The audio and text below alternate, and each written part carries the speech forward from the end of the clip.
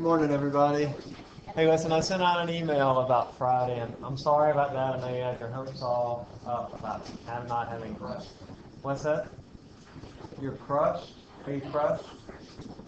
A little bit. I'm sorry if I disappointed you. I know that you got 10 minutes early today, but we will have class on Friday, and I'll try to get you a day off at some point between now and the end of the semester. It's just Friday is not a good day for me. Okay? I'm sorry. And I'll have quizzes up today. I'll send you an email. I'll also send you the reading, if you're doing the reading in the book, with the concept coach stuff. Alrighty? Well, let's carry on with chapter, what is this, chapter 5, I think? Chapter 6? It's a pretty short chapter. It'll definitely be on the next test. The next chapter, probably part of that will be on the next test, too. But anyway, so we were talking about the wave versus particle bit. Newton thought that light was a particle because of reflection. Huygens thought that light was a wave because it would bend around obstacles like waves do. And so he thought that it was a wave. Oh, I'm sorry.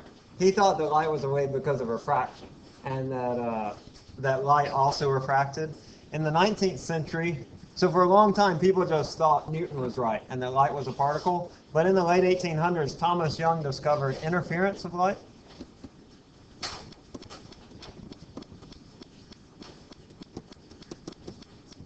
We'll deal with interference of light a lot in chapter 8 when we do the double slit interference. But the interference of light is exclusively a wave phenomena. And what the interference of light does is that when you have two waves that add up, so these are two waves, for example, if I have them add up in such a way that the peaks line up with the troughs, then I get something that looks like this. I get total destructive interference. And we'll talk about that in chapter 8 in great detail. Conversely, if they add up where the peaks line up with the peaks and the troughs with the troughs, when you add these two waves together, they produce a wave with a bigger amplitude. That's twice the amplitude of either one of the waves when you add them up.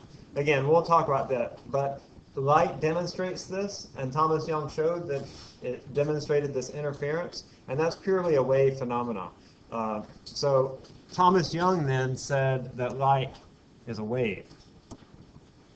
Now in 1905, Einstein explained the photoelectric effect.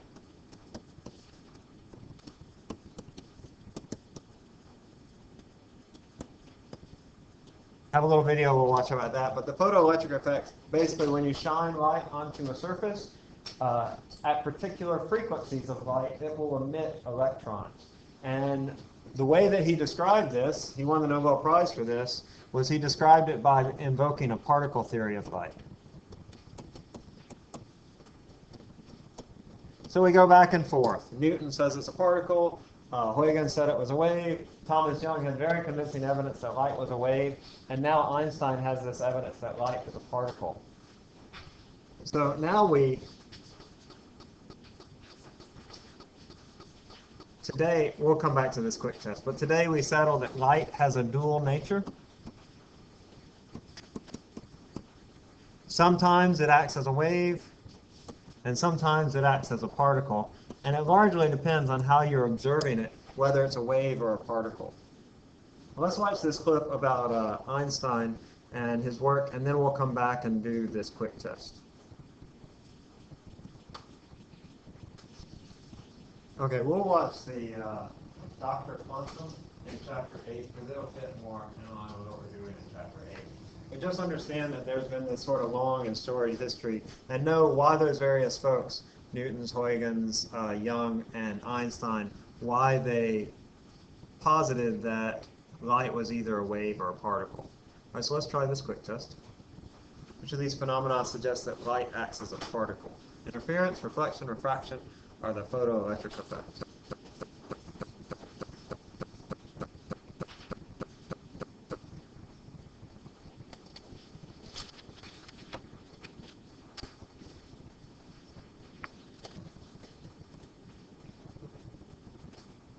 All right, we'll stop at, say, 30.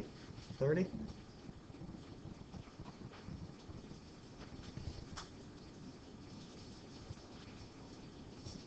Okay, good. C is right. Let's see. Reflection is a property of particles as well as the photoelectric effect. So options number 2 and 4 are correct. Let's see, what does a clock do when it's hungry? What does a clock do when it's hungry? Goes back for seconds. Sorry, I don't really want to be here today. Do y'all want to be here today? That's okay, we're here, and we are going to do this. Okay, so reflection and refraction. Sorry, my kids have been sick like all week long. My son got sick on Friday, that weather day or whatever it was, when it didn't rain here. I know it rained lots of other places, but it didn't rain here. And he's been sick ever since. And then he went back, he was getting ready to go back to school on Tuesday, but then he was still sick. And then my daughter got sick. It's like she had 102 fever all day yesterday.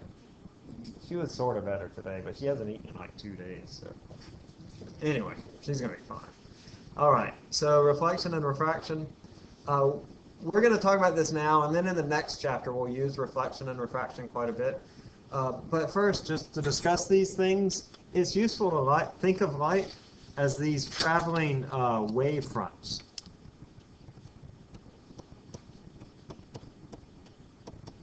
As light rays travel through space in a straight line, then the wave front is just a surface at the head of those waves. So in the next chapter, and actually in this chapter too, we'll talk a lot about light waves just traveling as a straight line, and we'll just draw a light ray as a single straight line. But it's always useful to think about this light ray because there's never just a single ray of light that travels through space. There are always this collection of rays, if you will. And we'll think about how we have these wave fronts, that all of these light rays are connected and they move in concert together. And so it'll be useful to think about light moving as these wave fronts when we get into stuff like refraction. And I'll show you why that is when we get to it, you'll see. But that's just a wave front. It's just sort of a slice of all the waves, light waves that are traveling through space, all the light rays. Okay, now the law of reflection is pretty simple. It just says that the angle of incidence is equal to the angle of reflection. We talked about this before.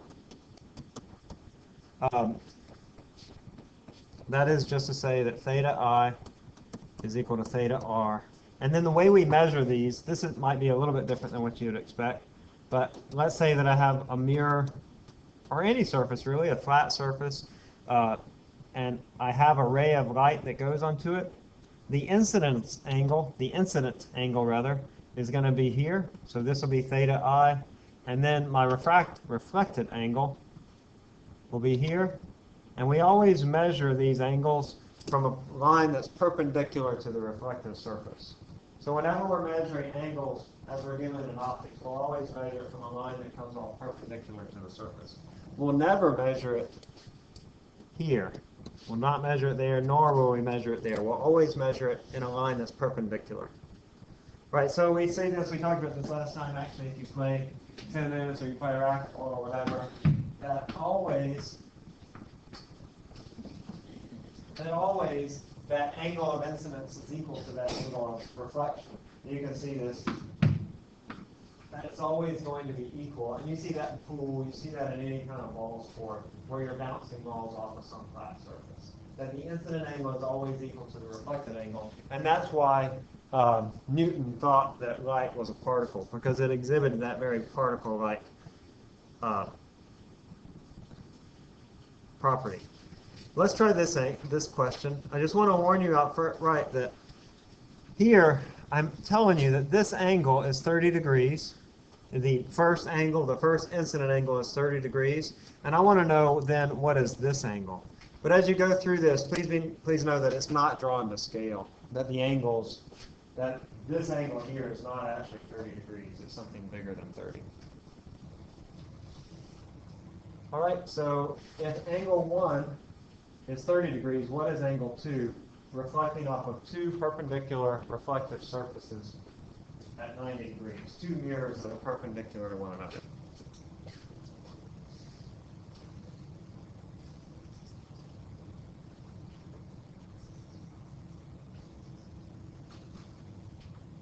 Just a little bit of geometry. Think about how your angles all add up.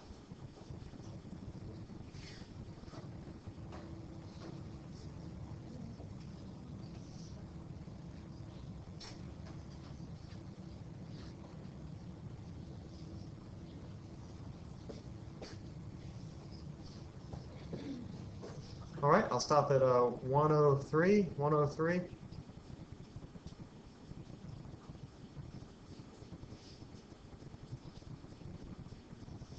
Okay, good. C is right. Again, it's just a little bit of geometry. Make sure you know your right angle geometry. If that angle is 30 degrees, this angle is also 30 degrees. That means that this angle has to be 60 degrees because this is a right angle.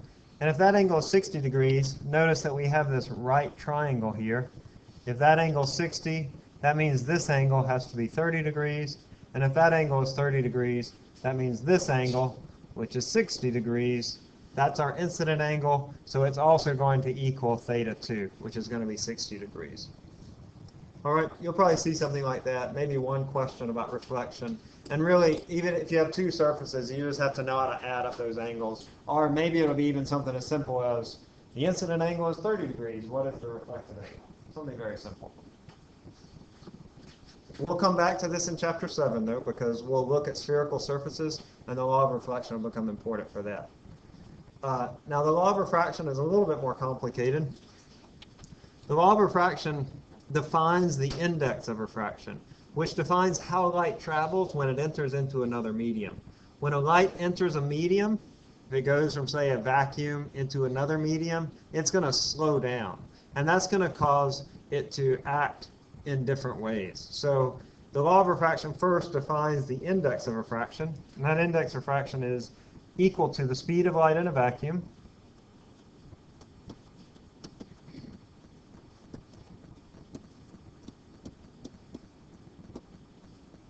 divided by the speed of light in your medium.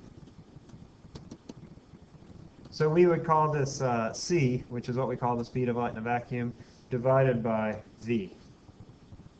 And it turns out that the speed of light in a vacuum, C, is equal to 3 times 10 to the 8th meters per second. I might have this on the next page. Okay, it's always that case. The speed of light in a vacuum is always 3 times 10 to the 8th. Now, different materials have different indices of refraction. Yeah, so the speed of light in a vacuum is 3 times 10 to the 8th. And here are different indices of refraction. Now, air and helium, I write that they have an index equal to 1, but it's actually like 1 point, gosh, I think they're like 4 or 5 zeros. It's actually a value that's very close to 1, but not quite 1. So basically, if light goes from a vacuum into a medium that's made up of some gas, air, helium, nitrogen, whatever the gas is, it will slow down a little bit, but not very much. If you're very careful, you can perceive the difference in the speed of light in both the vacuum and the gas, but it's quite difficult. Now, in liquids and solids, the index of refraction is quite a lot larger. So if I imagine that I say have an index of refraction equal to 1.5, then what is the speed of that in that index of refraction? Like if I'm moving then from a vacuum, where I know that C is equal to 3 times 10 to the 8th, and then I go into this other medium, what is the speed of that light when it enters that medium if my index of refraction is 1.5? We'll have that as a quick test here in just a sec. But think about what is going to happen to the speed. First of all, is it going to increase or is it going to decrease? And then by what amount is it going to increase or decrease? And remember, this always goes back to our definition of in the index of refraction that N is equal to C over V. So then V is equal to C divided by N. All right, let's try this quick test. Here I have light that's traveling through 10 meters of glass. The index of refraction is 1.5. So the light will slow down or speed up. How long does the light take to travel this distance? And then there's the speed of light. That speed of light, by the way, is on your equation sheet, so no need to memorize it.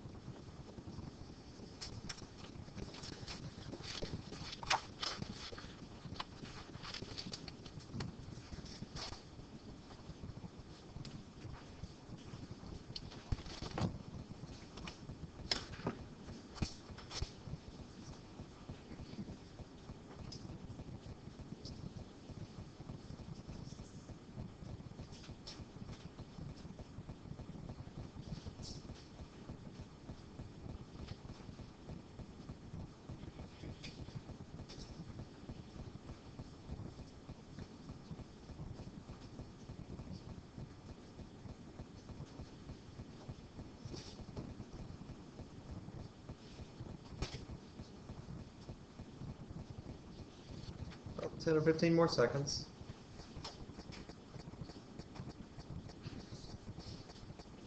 Ten seconds, I'll stop at 145. 145. 5 seconds.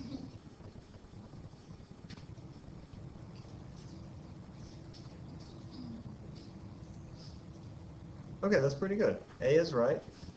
Couple steps you want to do here. But really the idea is that when light enters into a medium, it slows down. So V is equal to C divided by N. So that's 3 times 10 to the 8th divided by 1.5. Excuse me. That's 2 times 10 to the 8th meters per second. So that is the speed when it enters the glass. And then if I want to know the time, I know that V is distance over time. And so my time is distance over speed. So I have a distance of 10 meters. I have 2 times 10 to the 8th. So that's 5 times 10 to the minus 8 seconds. That's how long it takes to travel from that 10-meter length of glass. All right? Can I go down from here? Now, if you've seen the law of reflection, this is sometimes called Snell's law. This is probably what you've seen. It's really more a result of the fact that light slows down when it enters a medium. But if you've seen the law of refraction, or as I said, this is sometimes called Snell's law. You might have had it in high school. But it describes how light bends when it enters a different medium. And it comes about because the light slows down that you have this relationship between the two angles of incident and refraction. That is that N1 sine theta 1 is equal to N2 sine theta 2. Now, in a basic sense, I'm measuring my angles of incident. So let's say this is my N1 over here. This is going to be my theta 1. I measure that first angle from an axis that comes off perpendicular to the surface. And then it's going to bend in some way, and I'll call this theta 2. And I'll also measure that from my perpendicular line. All right, now I'll show you a way to figure out how that works. But let's just go through our two scenarios. And we only have two scenarios. You can either move from low to high index of refraction, or you can move from a high index to a low index of refraction. But sometimes it gets a little confusing. So I have this little trick that I like to use where I like to think of my wave fronts. Remember, these are our wave fronts as we draw on here, and they all move together. Now, if you imagine your wave fronts, at this point, part of your wave front is going to speed up or slow down. When this wave front begins to enter the glass, is it going to speed up or slow down? It's going to slow down because that's what light does when it enters into a medium. And so I imagine then, a lot of different ways you can think about this, that as these things are moving along, this part will slow down, and then that'll cause this part to move in this direction until they reach the medium in full. And so when I move from low to high index, the ray will bend towards the normal line. Where normal here, of course, just means perpendicular. And so my light ray, theta 2, for my light ray, will be less than theta 1. Or this is theta 2. This angle, theta 2, will be smaller than the incident angle, or the first angle.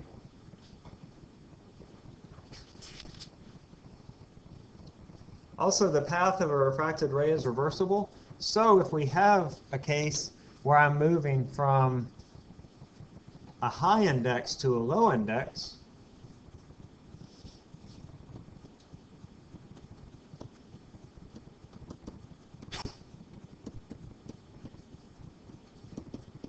a high N to a low N, the angle will increase, or the ray will bend away from the normal.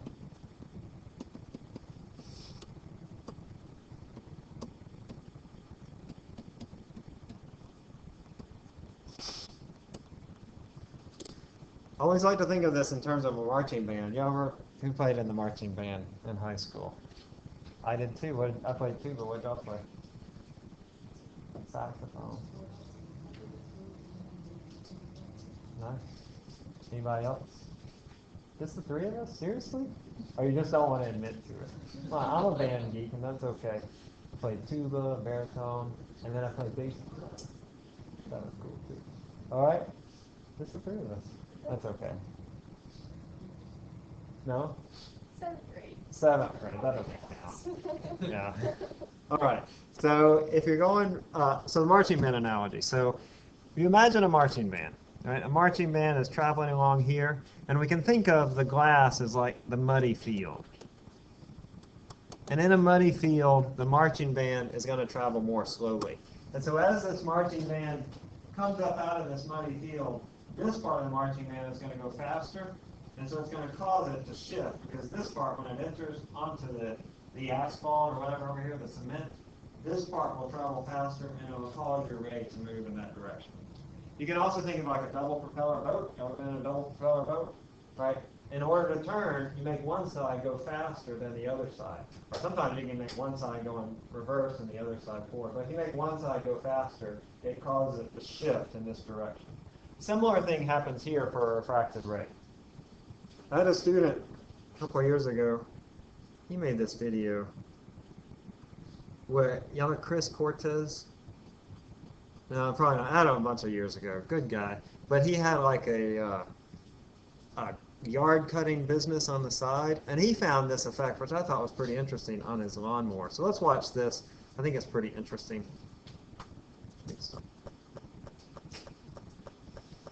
Okay, so listen, I have this, but I'm speaking over the VCM right after here, so I didn't want to bring all my stuff in. So I have a couple of demos I'll bring in on Friday when we have class, right? I'll bring those in on Friday, and I'll show you those things then. But this deal about the disappearing glass and the straw bending in glass is all pretty cool, but I'll show you that on Friday when we have class. Okay, let's try this quick test, and then we'll do some more concept tests as well. So this figure shows path that light travels through 3 different materials. Actually, you know, let's not do this one right now. Let's instead do these, because these are a little easier. So in the back of your book,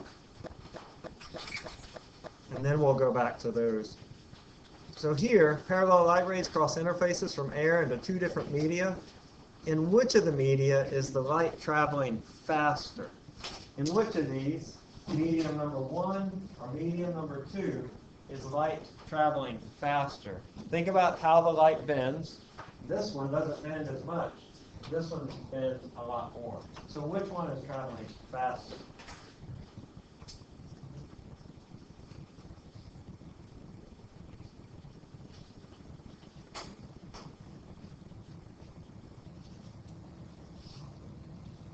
Oh, awesome.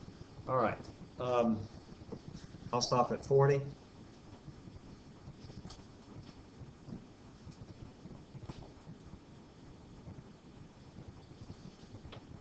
Awesome. A is right.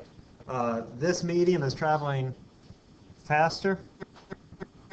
If I think about my waves traveling along, here it slows down, and this causes it to bend around.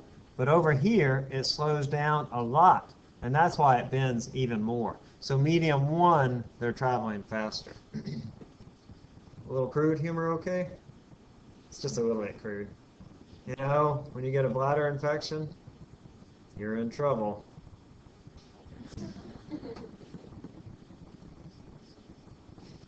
Did y'all get that back there? Urine, bladder. The bladder holds urine. You're in trouble. It's a pun. It's a play on words. Okay.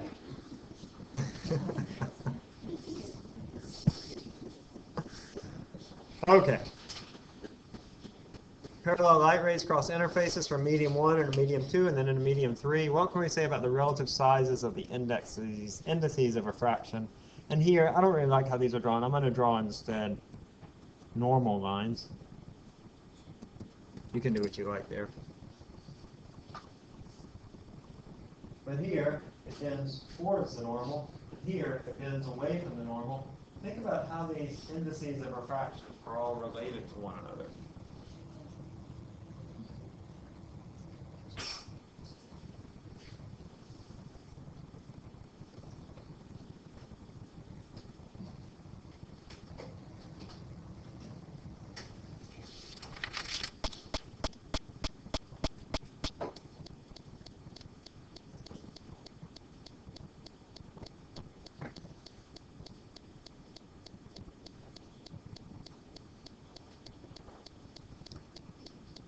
Okay, so I'm going to stop at 110. We're a little all over the board here, and that's okay. It's a little confusing. I'll show you how to work it. All right, 110.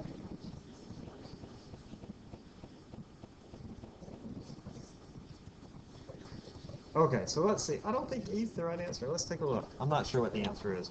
So here I have my light rays traveling. They're going to slow down when they enter medium 2. So I know for certain that N1 is less than N2, right? Because it slows down when it enters medium 2. That means it has a higher index of refraction in medium 2.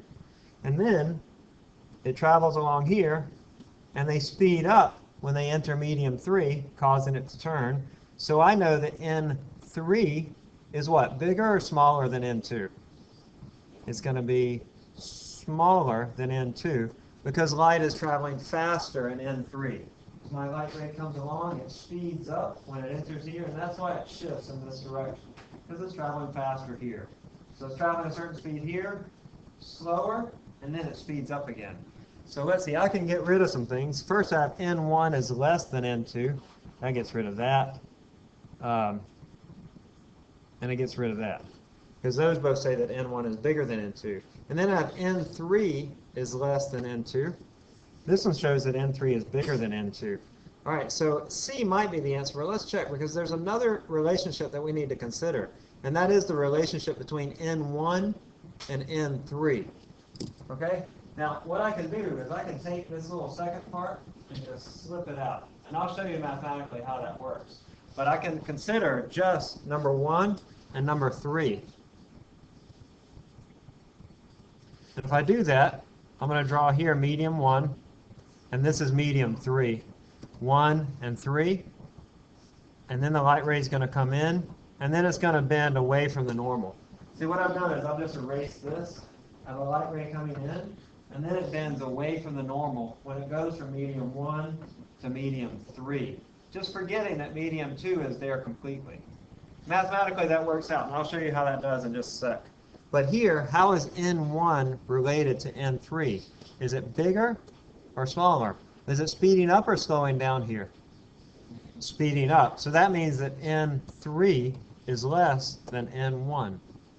Oh, so yeah, so this C is not right. So y'all are right. E is the correct answer. Y'all knew that?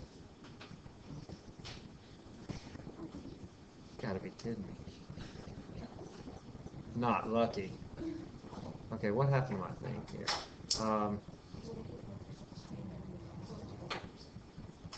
Okay, good job. Listen, we'll see that again, but I would certainly expect to see a particular question, not exactly like that, but something similar to it in the test after spring break, the Wednesday after spring break. So we'll come back, we'll have that Monday to sort of collect ourselves, and then that Wednesday. Yeah, Taylor? How big are those signs about how fast or slow it moves? Right, so when a light ray enters, goes from medium 1 to medium 2, it slows down. I know it slows down because it reaches this point and this side slows down, and then it shifts around, kind of like a boat, right? Like a boat goes slower on this side and faster on this side, so it's going to shift in this direction. A double propeller boat. And so it travels faster in medium 2 than medium 1. Excuse me. It travels slower in medium 2 than medium 1. That means that N is bigger. If it's traveling slower, that means it has a bigger index of refraction. Does that answer your question? Yeah, I was just confused about Ah, so N1 and N3, I can imagine that this N2 just isn't there at all. And consider this light ray, and then consider this light ray, and how they respond to one another. I'll show you how that works mathematically in a sec. But you just take my word for it now that I can imagine that this isn't even here, and these two light rays will still respond in the same way. They'll still have the same angle of incidence and angle of refraction, theta 1 and theta 2. Good job, none of the above. Okay, to shoot a fish with a gun, should you aim directly at the image, slightly above, or slightly below? Or with a bow, or whatever you're shooting it with. The point here is that you don't see the actual fish, you see an image of the fish. And the image of the fish isn't actually where the fish is. And so when you shoot it with a gun, you have to shoot not at the image, but at the actual, where the actual thing is. However, both is, but you have to do that, y'all been? All right.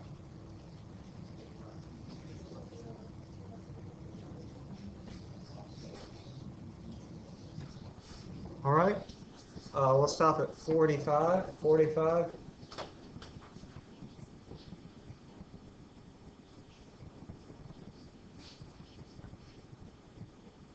Okay, so imagine I have a light ray that comes away from the fish like this, and then it refracts. It's moving from a high index to a low index, so it's going to bend away from the normal. So a light ray is going to travel like that. Now where the image is, the guy that sees this light ray imagines that the fish is right here. And so when you're shooting at the fish, you see the image right here. This is the image. The actual fish, though, is right here. So whenever you shoot, you want to aim below the image. You want to aim at the actual fish, which is below where you see the image of the fish.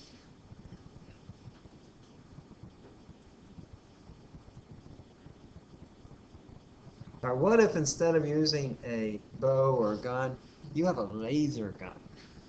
All right, and you're going to shoot the fish with your laser gun. Where do you aim? Do you aim directly at the image, above the image, or slightly below the image?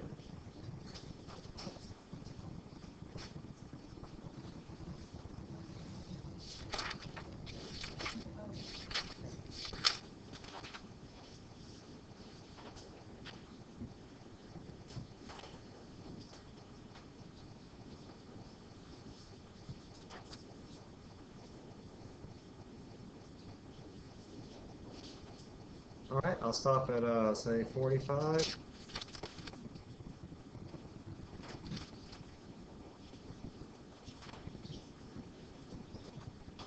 Okay, good. A is right. You want to aim directly at the image, because if I imagine these light rays that come from the fish, my laser ray is going to do the same thing. It's going to refract in the same way. All right? We'll see that's not exactly true because the different wavelengths of the light is actually going to bend a little bit differently. But for now, we'll say that that's the case. And we'll come back to this next time.